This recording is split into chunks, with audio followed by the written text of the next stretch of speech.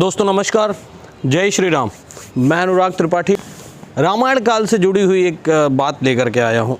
दोस्तों आप सभी को राम, भरत, लक्ष्मण, शत्रुघ्न के बारे में पता ही होगा, उनके भातृ प्रेम के बारे में भी पता है। ऐसे ही एक कहानी है। एक बार की बात है, श्री राजा राम जी अपने अनुज भरत के साथ में सरयू तट के किनारे घूम रहे थे। जब वो पूरा वनवास वगैरह ख़त्म कर लिए, फिर आगे राज्य में, उसके बाद की ये बात है।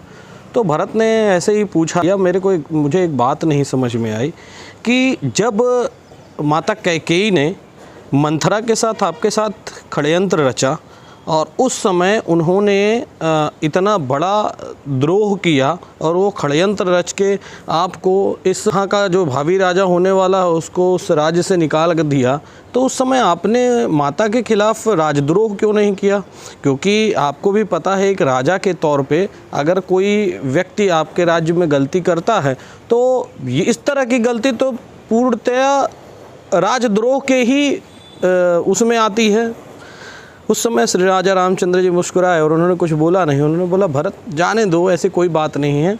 फिर भरत ने उकसाया राजा रामचंद्र जी को और बोला, नहीं भैया, मैं एक भाई के तौर पे नहीं पूछ रहा हूँ, मैं एक सामान्य नागरिक के तौर पे आपसे पूछ रहा हूँ कि अगर ऐसी व्यवस्था थी तो क्यों नहीं आपने उनको उस समय दंड दिया।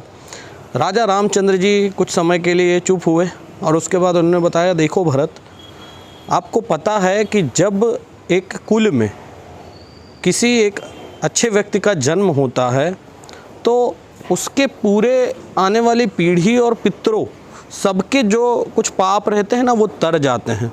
और जिस माँ के पेट से आपके जैसा महात्मा पैदा हुआ हो, चूँकि भरत जी कैकेयी के ही पुत्र थे, तो उस समय जिस व्यक्ति से आपके जैसा महात्मा पैदा हुआ उसको मैं राजद्रोह कैसे दे सकता हूँ?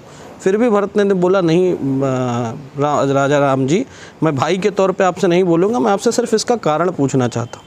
उन्होंने बोला, देखो, फिर जब बहुत बार उन्होंने बोला तो राजा रामचंद्र जी मुस्कुराए और उन्होंने बोला, ठीक है, अगर ऐसी बात है तो मैं बताता हूँ। लेकिन उन्होंने सिर्फ इतना बताया कि शायद आपको पता होगा कि भरत, जब कोई अपना अगर आपको किसी तरीके का कोई कष्ट देता है तो आप उसको सज़ा ना दे करके उसको उसके हाल पे छोड़ दो ना, तो उससे बड़ा सज़ा उसके लिए और कोई होता ही नहीं है। जैसे उदाहरण के तौर पे यदि मैं बात करूं तो आपको पता होगा, जिस माँ के एक इस वजह से उसका पति मर जाए, उसका जो परिवार है वो पूरा बिखर जाए और जो उसकी संतानें हैं वो आपस में इधर उधर चली जाए, चूँकि मेरे साथ लक्ष्मण भी गए थे, मेरी धर्मपत्नी भी गई थी, और पूरा परिवार इधर उधर हो जाए, तो उससे बड़ा संताप उस व्यक्ति के लिए कोई नहीं है। शायद आपको पता होगा कि समूचे अयोध्या में जब हम लोग वापस चले आए 14 वर्ष के वनवास के बाद, तो समूची अयोध्या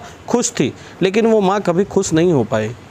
उल्टा मुझे इस बात का भी बहुत पछतावा हुआ कि माता को खुश करने के लिए मैं क्या कर सकूं, लेकिन आज तक अभी भी माता उस ग्लानि से अपने आप को निकाल नहीं पा रही है। वो खुद पश्चाताप के आंसू रो रही है। हम लोग तो कुछ समय के लिए परेशान हुए, 14 वर्ष के बाद हमने वो भूल गए, लेकिन वो माता हर पल, हर क्षण, हर लम्हे को परेशान होकर के जी है, हर पल मरी है वो माँ। चूँकि उसके सामने उसके पति की मौत हुई, उसी के बाद उसके सामने उसका बेटा जो राजा बनने वाला है वो 14 वर्ष के लिए वनवास चला गया।